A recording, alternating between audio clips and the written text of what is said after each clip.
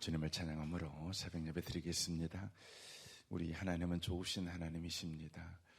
좋으신 하나님, 좋으신 하나님, 참 좋으신 나의 하나님,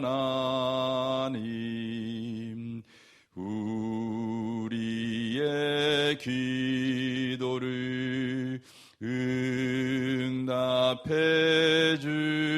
주시는 참 좋으신 나의 하나님,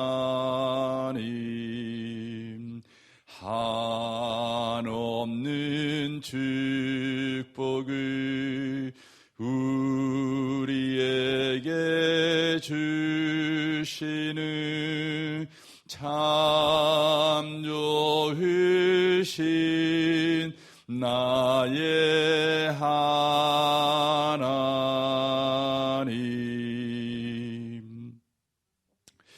내가 주의 권능과 영광을 보기 하여 이와 같이 성소에서 주를 바라보았나이다. 주의 인자하심이 생명보다 나음으로 내 입술이 주를 찬양할 것이라. 참으로 좋으신 하나님 감사합니다.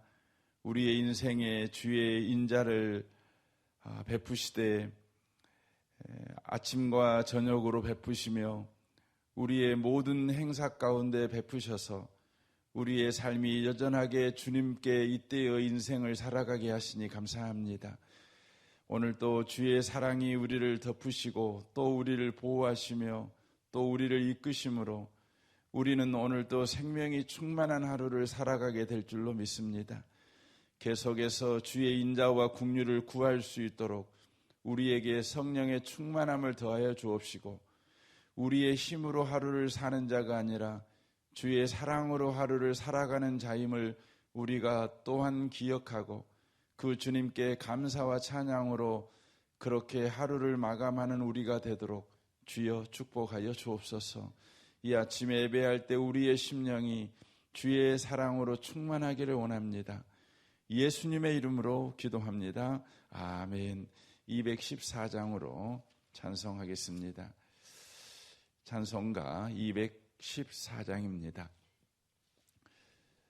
나 주의 도움 받고자 주 예수께 빕니다. 그 구원 허락하사 나를 받아주소서. 214장입니다. 나 주의 도움 받고자 주 예수님께 빕니다. 그 구원 허락하시사 날 받아주소서. 내 모습 이대로 주 받아주소서. 나리에 돌아가신 주 날 받아주소서. 큰 죄에 빠져 영죽을 나리에 피 흘렸으니 주 영상대로 빚으사 날 받아주소서. 내 모습 이대로 주 받아주소서. 나리에 돌아가신 주 날 받아주소서. 내 힘과 결심 약하여 늘 깨어지기 쉬우니 주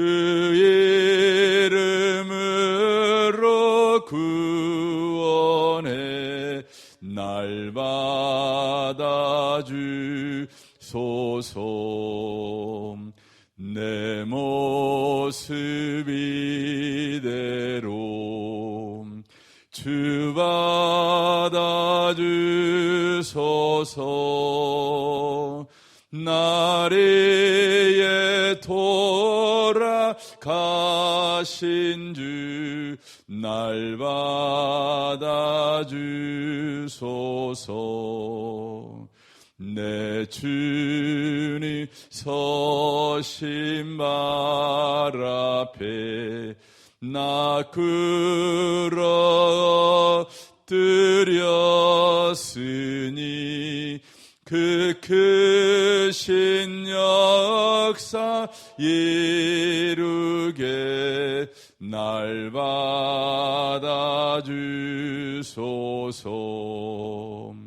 내 모습 이대로 주 받아주소서.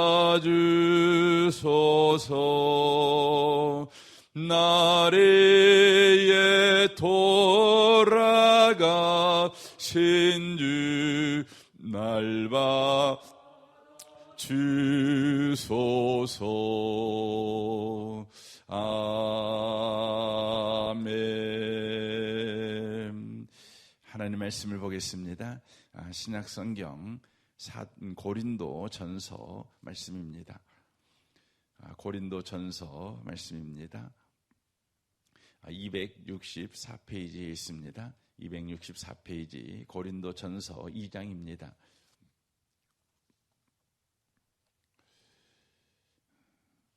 2장 1절에서 5절까지 기록된 말씀을 보겠습니다. 2장 1절에서 5절까지입니다. 함께 말씀을 읽겠습니다.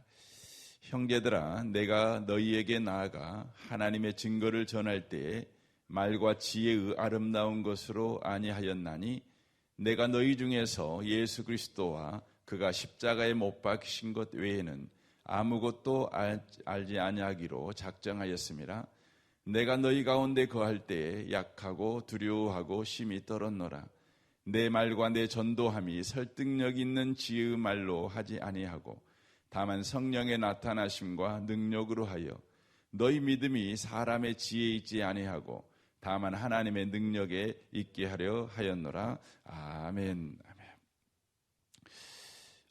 이 아침에 함께 예배하는 모든 분들 가운데 이 말씀에 축복이 함께 하시기를 주님의 이름으로 축원합니다. 오늘 우리가 읽었던 이 고린도전서 2장 1절에서 5절 말씀은 왜 이 말씀이 나오게 되었는지에 대해서 좀 말씀을 드릴 필요가 있습니다. 이 고린도전서는 고린도 교회가 가지고 있는 여러 문제에 대하여 복음으로 그 문제에 대한 답을 바로 풀어가고 있는 내용이 고린도전서 말씀입니다. 고린도 교회는 여러 가지 많은 문제를 가지고 있었는데 여기 가장 먼저 언급되는 문제가 교회 가운데 바로 분쟁이 있었다고 하는 것입니다. 분쟁이 왜 생기겠습니까? 내가 너보다 더 잘났다, 그거 아니겠습니까? 네가 나보다 못났어, 그러니까 내 말대로 해야 돼. 그런데 상대방은 또 반대로 말하죠. 아니야, 네가 더 못났어, 내가 더 잘났어. 그러니까 누가 더 잘났는지를 서로 겨루는 상황 가운데 빠진 것이 바로 고린도 교회의 첫 번째 언급되는 바로 문제였다고 하는 것입니다. 그들은 자신들의 능력으로 상대에게 내가 더 잘났어, 이렇게 처음에는 시작을 했겠지만 자기가 가지고 있는 모든 상대보다 뛰어난 것을 동원해서 내가 너보다 잘났어, 이걸 했겠죠. 그런데 자신이 에게 있는 것을 동원하다가 이제 누구를 동원하게 되냐면 자기들이 추종하는 사람들을 동원하게 됩니다. 내가 추종하는 사람이 아볼로야, 내가 추종하는 사람이 바울이야. 너 바울 알지? 얼마나 똑똑해, 얼마나 잘났어. 아니야, 아볼로가 더 똑똑해. 그런데 나는 아볼로를 추종하는 사람이야. 그러니까 내가 너보다 더 잘났어. 그러므로 교회에서 내가 더 주도권을 가져야 되고 내 말대로 되어야 돼. 아니야, 바울이 더 잘났어. 나는 바울에게 속한 사람이야. 그러니까 내 말을 들어야 돼. 이렇게 하는 거죠. 또 어떤 사람은 나는 게바에게 속했어. 이건 베드로를 말합니다. 나는 베드로에게 속했어. 그러니까 내가 더 경건해. 내가 더 너보다 잘났어. 그러는 거죠. 나중에는 급기야는 나는 예수께 속했어. 그러니까 내가 제일 잘났어.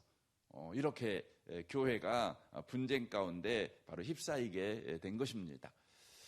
누가 잘났나, 이게 이제 교회 가운데 있는 분쟁의 원인이 되었다고 하는 것이죠. 그때 바울 사도가 교회 가운데 이 잘남의 배틀, 잘남의 경쟁을 통한 교회의 분쟁을 보면서 그렇게 말을 하는 것이죠. 무슨 말을 하는 것입니까? 하나님에게 능력이 뭐냐? 하나님에게 지혜가 뭐냐? 잘난 게 아니다. 하나님에게 지혜는 예수를 십자가에 못 박혀 죽인 것이었다. 하나님의 지혜는 예수님을 십자가에 못 박여 죽이는 것이었다.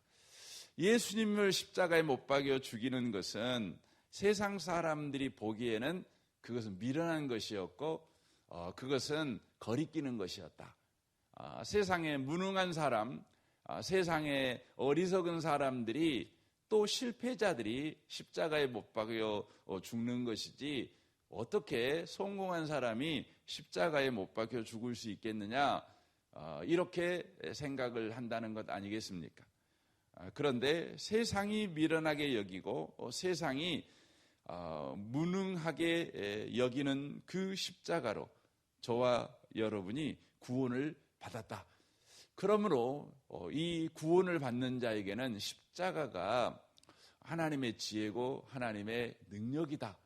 그래서 교회에서 진짜 잘난 사람이 누구냐면 십자가 지는 사람이다. 다른 사람보다 나 잘났어, 이렇게 하는 사람이 아니다. 이야기를 하는 것이죠. 그래서 말을 하는 거죠. 야, 너희들 한번 너희들의 부르심을 한번 봐봐라. 니들이 어떻게 해서 예수 믿었냐? 잘나서 예수 믿었냐? 니들이 못났을 때 예수 믿었지 않냐? 너희들에게 너희들의 학력이 자랑이 되고 너희들의 가정 배경이 자랑이 되고 또 너희들의 재산이 자랑이 됐을 때 너희들이 예수 믿었냐? 아니다. 너희들이 아무것도 자랑할 수 없는 그런 천한 사람이었을 때, 그런 멸시받는 사람이었을 때, 그런 부끄러운 사람이었을 때 너희들이 구원받지 않았냐? 하나님의 강함이 너희들에게 언제 왔느냐? 너희들이 강하다 할 때 온 게 아니다. 그러니까 교회라고 하는 것은 너희들이 강해야 교회가 교회다워지는 것이 아니다. 하나님만 바로 강해야 된다. 하나님만 온전하게 자랑돼야 되고 예수 그리스도만 온전하게 높임을 받게 될 때 바로 우리가 가장 강할 때고 세상은 이로 인하여서 부끄러움을 당하게 될 것이다. 그러므로 우리 하나님은 우리의 삶에서 예수만 우리의 지혜와 의로움과 거룩함과 구원함이 되게 하신다. 이걸 이야기를 하는 것이죠. 그러면서 이제 고린도전서 2장 이야기를 하는 것입니다. 2장이 뭡니까? 자신의 이야기를 하는 것이에요. 바울 사도는 초대교회에서 보기 드문 지성인이었습니다. 예수님의 12 제자의 면면을 여러분이 아실 것입니다. 그들은 다 갈릴리 촌사람입니다. 오직 예수님을 팔아먹어버린 가룟 유다만 여러분 예루살렘 출신입니다. 그러니까 오늘날로 말하면 예수님의 제자들은 다 어디 출신이냐면 저기 그 전라도 신안, 뭐 진도, 뭐 완도, 뭐 여기 출신이죠. 근데 오직 가룟 유다만 여러분 서울 청담동 출신입니다. 그러니까 완전 촌사람.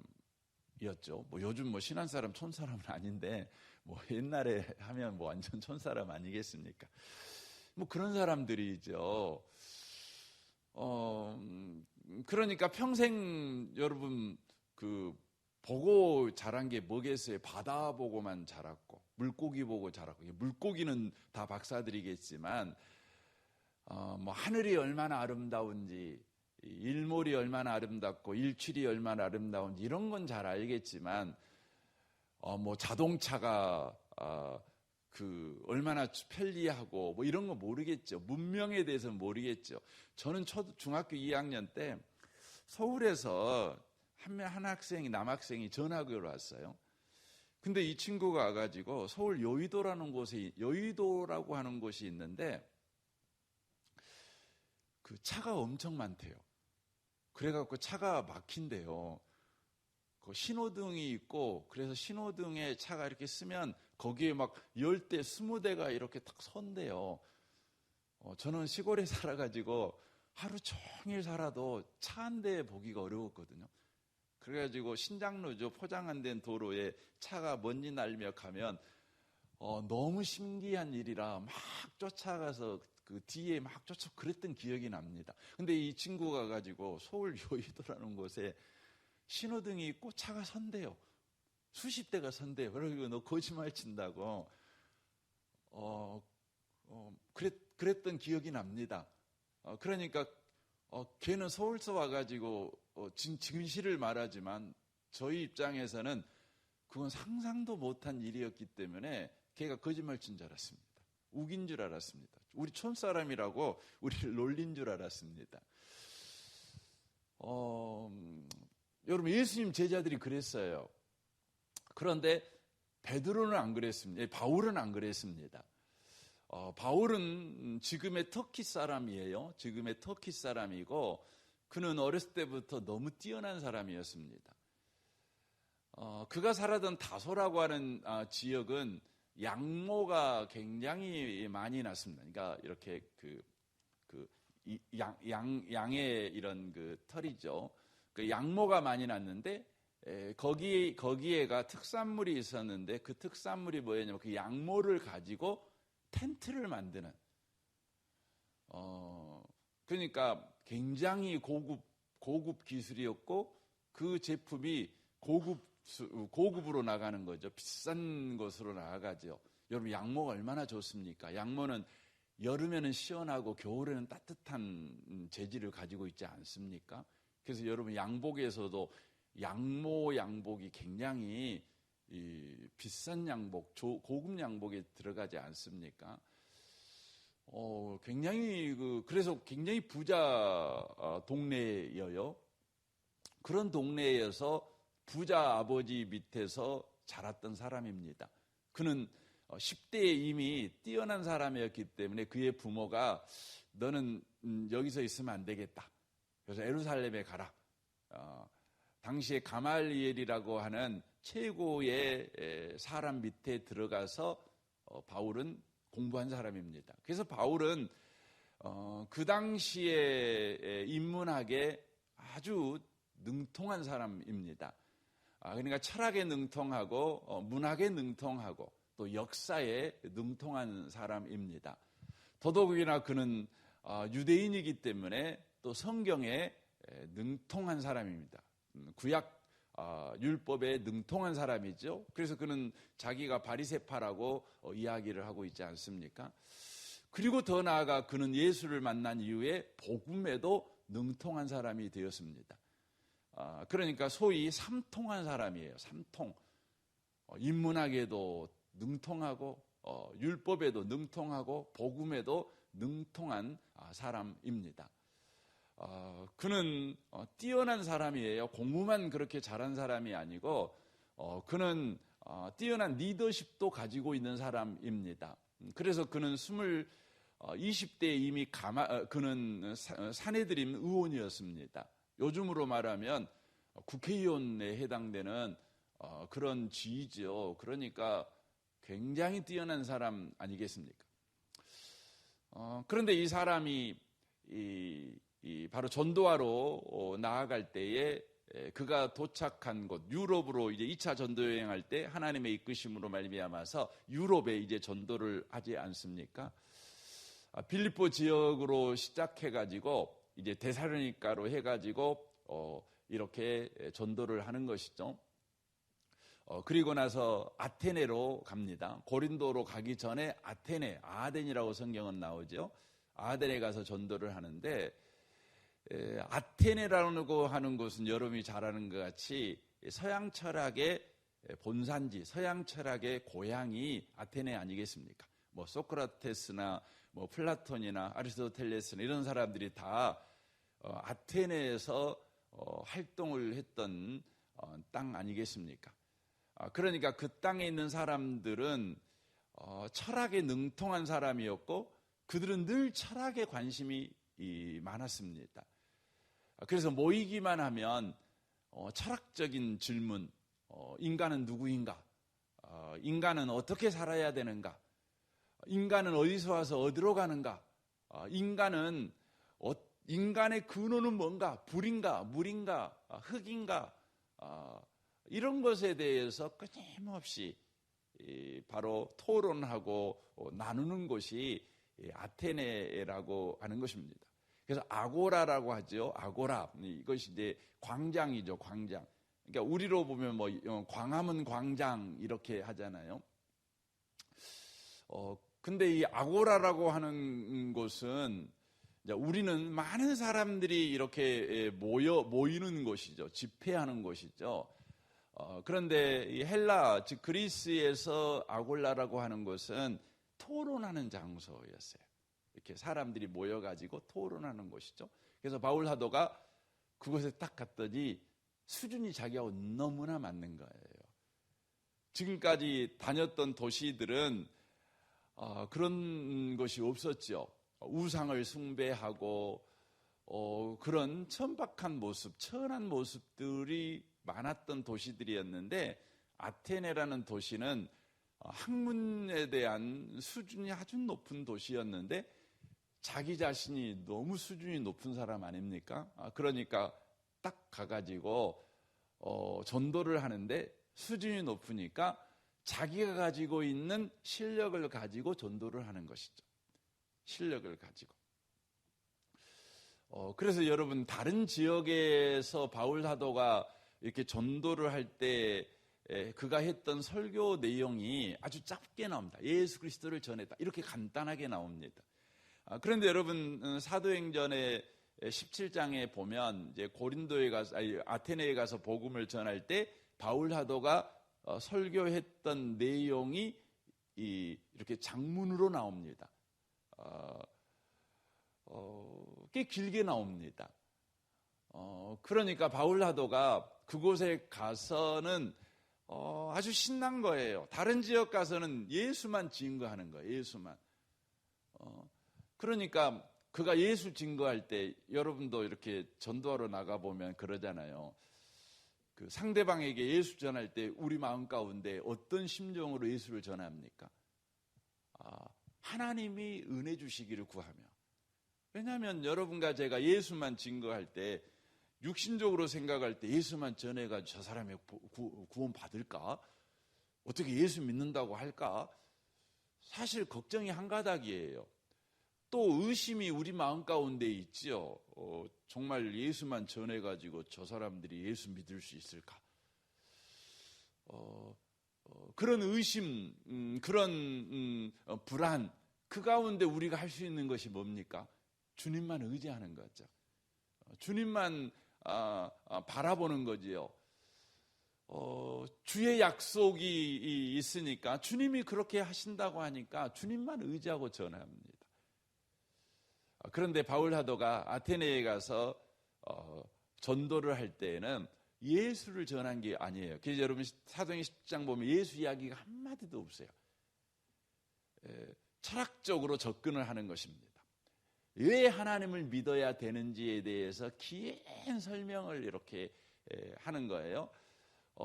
그런데 그것에 대해서 자기가 능통하기 때문에 내가 가지고 있는 이 학문적인 수준과 이것을 전달해내는 나의 수사학적 실력, 이걸 믿는 거죠. 그리고 상대방이 내 말을 알아먹을 수 있는 지적 수준을 가졌다고 하는 그런 믿음, 이런 삼박자에 대한 확신이 있는 거죠. 바울 사도가 그렇게 복음을 전했습니다.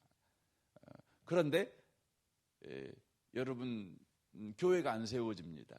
바울 사도가 지나갔던 모든 지역에는 다 교회가 세워집니다.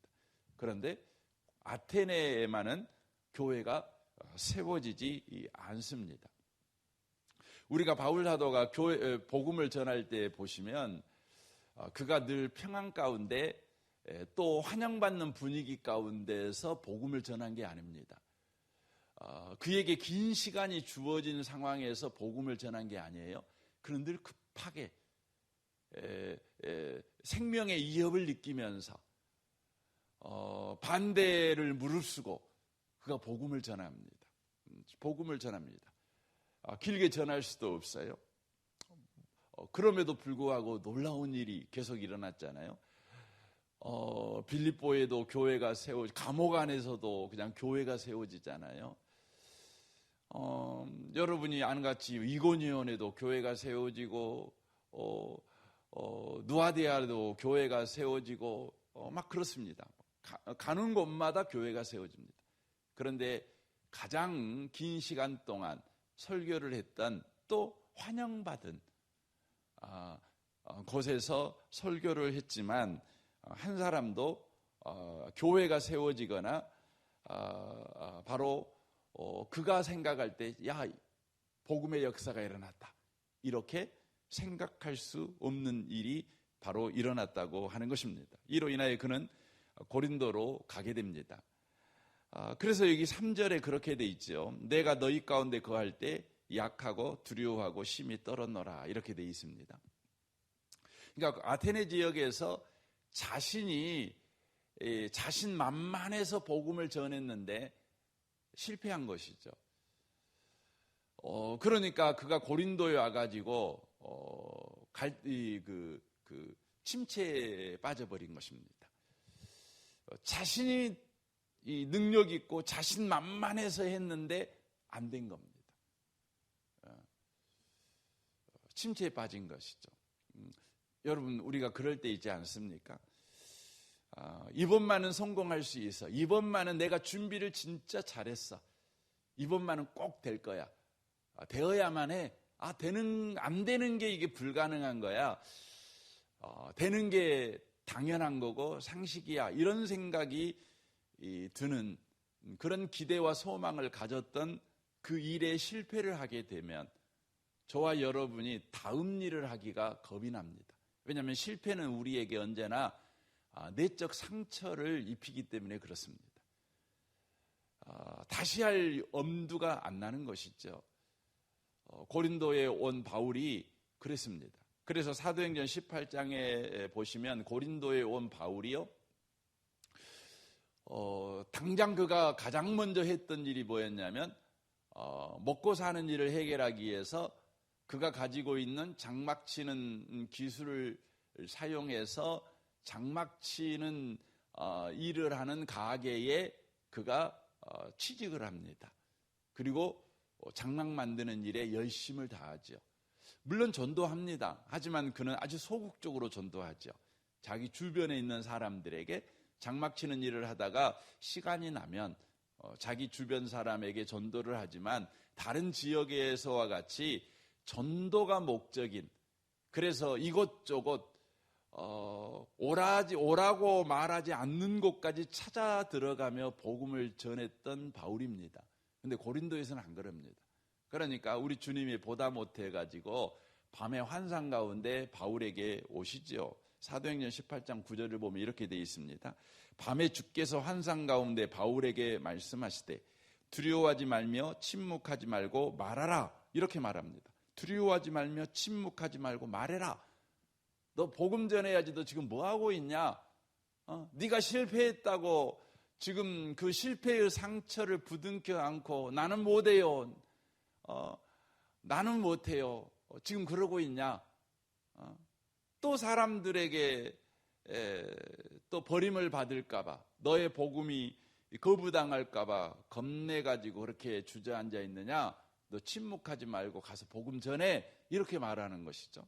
그러면서 말합니다. 내가 너와 함께 있음에 어떤 사람도 너를 대적하여 해롭게 할 자가 없으리니 이는 이 성중에 내 백성이 많음이라 라고 말합니다. 두려워하며 놀라는 이유가 뭡니까? 내 실력이 안 먹히는 거예요. 내 능력이 안 먹히는 거죠. 사람들에게 안 먹히는 거예요. 이게 겁나는 겁니다. 내 능력이 내게 있는데, 내 실력이 내게 있는데, 내게 있는 실력과 내게 있는 능력이 다른 사람들에게 안 먹히는 거예요. 아무 소용이 없는 거예요. 그러니까 겁나죠. 여러분 그럴 때 있지 않습니까?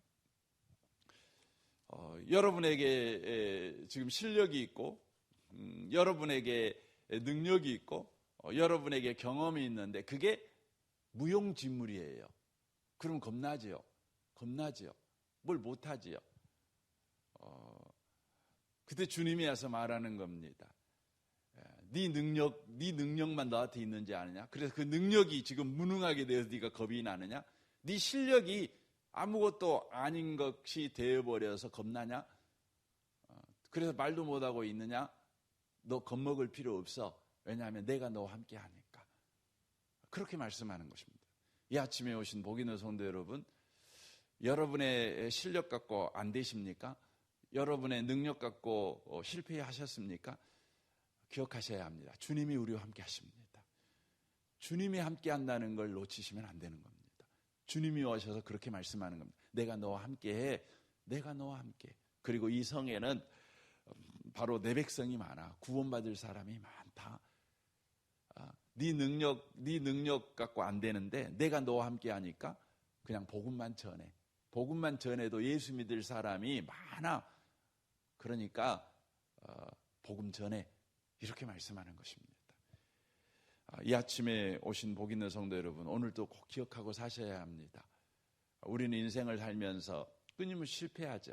뭐가 실패한 겁니까? 하나님이 실패한 겁니까? 아닙니다. 내 능력이 실패한 겁니다. 내 실력이 실패한 것입니다.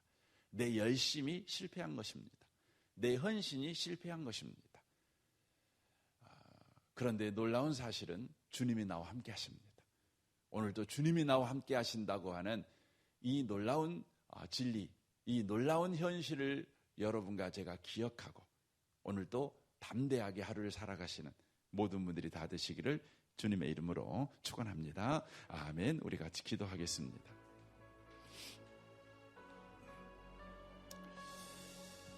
오늘 말씀을 우리 생각하면서 이 아침에 기도했으면 좋겠습니다. 주님, 그렇습니다. 우리의 실력이 실패하고 우리의 열심히 실패할 때 우리는 겁납니다. 두렵습니다. 어떻게 살아가야 될지도 모르겠습니다. 주님이 그럼에도 불구하고 우리에게 말씀합니다. 내가 너와 함께 있다. 그러니 겁낼 것 없어.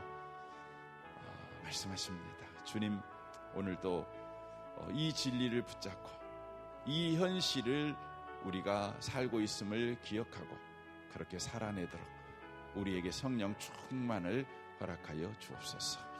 우리 성도들 위해 기도해 주시고 여러분의 가정에 있는 자녀들 또 아내와 남편 또 부모를 위해서 일가 친지를 위해서 또 기한마을과 정식마을 우리 장로님들과 순장 순원을 위해서 오늘 전반기 양육과정 요한계시록 성경 강의가 오늘 저녁에 있는데 이를 위해서 기도해 주십시오.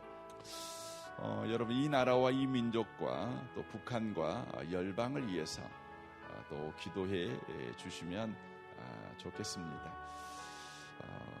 우리나라를 위해서 또 기도해 주시고 또 대통령과 또 모든 국무위원들 이 나라의 지도자들이 주님 그들을 불쌍히 여기시고 주의 은혜를 허락하여 주십시오. 이 민족을 주여 불쌍히 여겨 주십시오. 가장 위험한 지정학적 위치에 있는 이 나라, 세계 4대 강대국에 둘러싸인 이 나라, 하지만 하나님이 이 나라를 붙잡고 있는 줄 믿습니다. 주여 이 민족에게 이 믿음 주시고 하나님을 바라보는 은혜가 있게 하여 주옵소서. 이 나라를 여러분 주께 의탁하며 또 기도하시면 좋겠습니다. 우리 좋으신 주님께 우리 통성으로 구하겠습니다. 기도하겠습니다. 하나님 아버지 감사합니다.